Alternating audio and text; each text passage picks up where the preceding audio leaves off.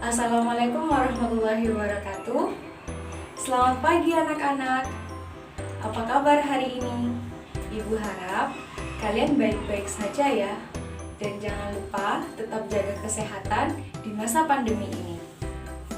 Perkenalkan, nama saya Syarifah Saptaning Wahyu. Kalian bisa panggil saya Syarifah. Pada kesempatan kali ini, kita akan sama-sama belajar tema 8 tentang lingkungan sahabat kita. Subtema 1, manusia dan lingkungan. Pembelajaran kedua tentang air. Air sangat penting bagi kehidupan kita di bumi.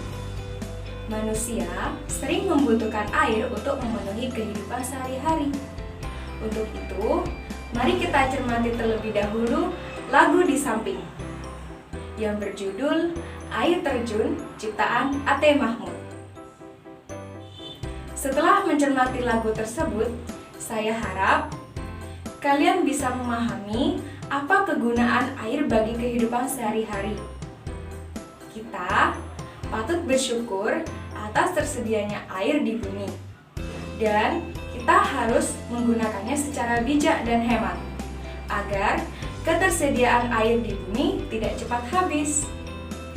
Selanjutnya, tahukah kalian mengapa air selalu tersedia di bumi? Jadi, air selalu tersedia di bumi karena air mengalami siklus air. Coba kita perhatikan gambar di samping. Gambar tersebut merupakan siklus air yang sederhana. Siklus air merupakan perputaran air secara terus-menerus dari permukaan bumi yang naik ke atmosfer. Dan nantinya air tersebut menggumpal membentuk awan, dan kemudian gumpalan awan tersebut jatuh ke bumi berupa titik-titik air yang kita sebut hujan.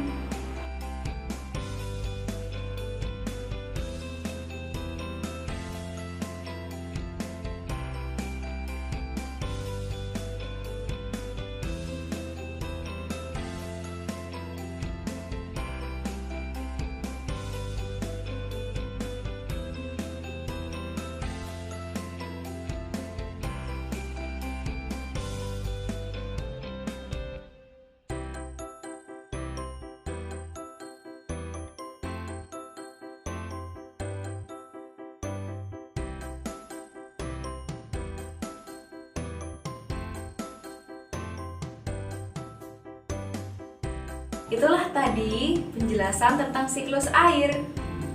Sekarang, gambarlah bagan sederhana tentang siklus air. Jadi, air sangat dibutuhkan untuk kelangsungan hidup di bumi. Semua makhluk hidup membutuhkan air. Ada banyak cara yang dilakukan untuk memenuhi kebutuhan akan air. Sekarang, mari kita simak cerita berikut ini yang berkaitan dengan air. Nah, ceritanya berjudul tentang semut dan beruang. Semut dan beruang. Pada suatu hari, Berry si beruang melihat ke dalam mata air. Berry mengeluh, sepertinya air di mata air ini semakin sedikit saja. Pasti bangsa semut terlalu banyak mengambil air. Berry lalu menundukkan kepala melihat ke tanah dengan teliti. Ia melihat seekor semut hitam berjalan membawa guci mungil di pundak. "Berhenti semut," teriaknya. "Aku tak akan membiarkanmu mengambil air di sumber airku lagi. Kamu sudah terlalu banyak mengambil air. Berhenti atau kucakar kau," ancam Berry beruang. Semut hitam kecil itu tidak memperhatikan teriakan Berry. Ia merangkak ke bawah beberapa helai daun kering. Ia terus berjalan menuju sumber mata air. Berry mencakar dan mengendus daun-daun sambil berteriak, "Tak ada gunanya sembunyi, aku bisa menemukanmu." Semut hitam berteriak dari arah belakang Berry, "Kenapa kamu pelit sekali? Bayi-bayi semut di lembah semut sangat kehausan. Air di mata air ini kan masih banyak sekali, bahkan masih cukup untuk 1000 rusa." dengar kataku, geram Berry sambil membalik tubuhnya. Aku tak akan memberikanmu air lagi. Semua semut dilarang mengambil air di sini lagi. Semut hitam terdiam sebentar. Lalu katanya, apa boleh buat kalau kau sudah memutuskan begitu? Tapi aku tetap akan mengambil air untuk bayi-bayi semut di lembah. Berry beruang sangat marah. Namun semut hitam sudah menghilang lagi ke bawah daun-daun kering. Berry mencarinya, tetapi ia tidak melihat apa-apa di rumput. Akhirnya ia kembali dengan jengkel ke sarangnya di dekat pohon oak. Semut-semut yang haus menunggu di lembah semut. Setelah menunggu cukup lama, akhirnya mereka berbaris menuju mata air. Salah satu semut melihat guci air milik semut hitam yang tergeletak di jalan. Pasti semut hitam mendapat masalah. Lihatlah, ini gucinya. Tapi dia tidak tampak. Mereka memungut guci itu dan terus berjalan.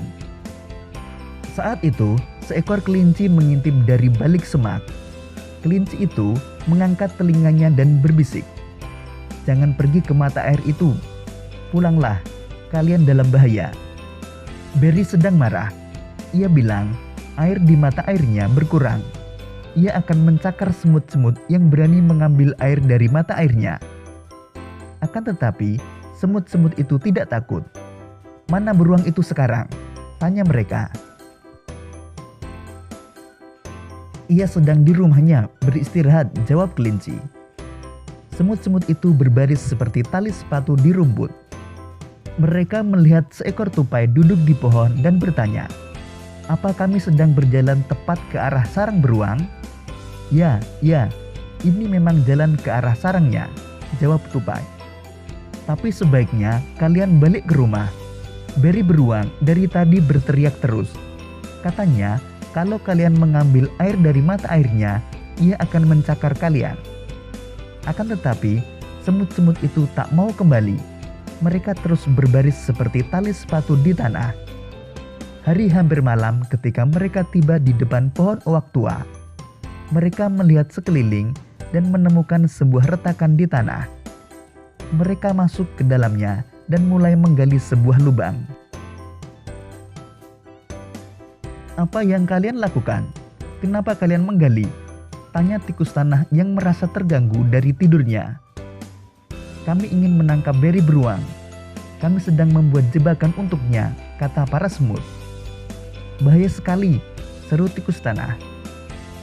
"Dia pasti sudah menangkap semut hitam saudara kami. Ia juga berniat mencakar kami hanya karena kami mengambil air dari mata air," kata semut-semut. "Aku akan menolong kalian menggali di bawah sarangnya. Aku pernah hampir tertangkap dia dahulu." Seharian itu, para semut dan tikus tanah menggali lubang di bawah sarang Berry. Mereka terus menggali selama 10 hari. Berry beruang sama sekali tidak curiga. Suatu malam di hari ke-10, Berry beruang kembali ke sarangnya dengan hati gembira. Ia berhenti di depan rumahnya di pohon oak dan berkata pada dirinya, "Aku sudah makan dan minum sampai kenyang. Satu-satunya yang bikin aku jengkel adalah semut-semut itu. Mereka masih berani mengambil air dari mata airku. Besok akan aku hancurkan lembah semut itu. Akan kucakar mereka dengan cakarku seperti ini." Berry beruang mulai mencakar ke segala arah. Ia menghentakkan kakinya ke lantai sarangnya dan bruk. Lantai sarangnya jebol. Berry beruang jatuh ke lubang di bawah sarangnya.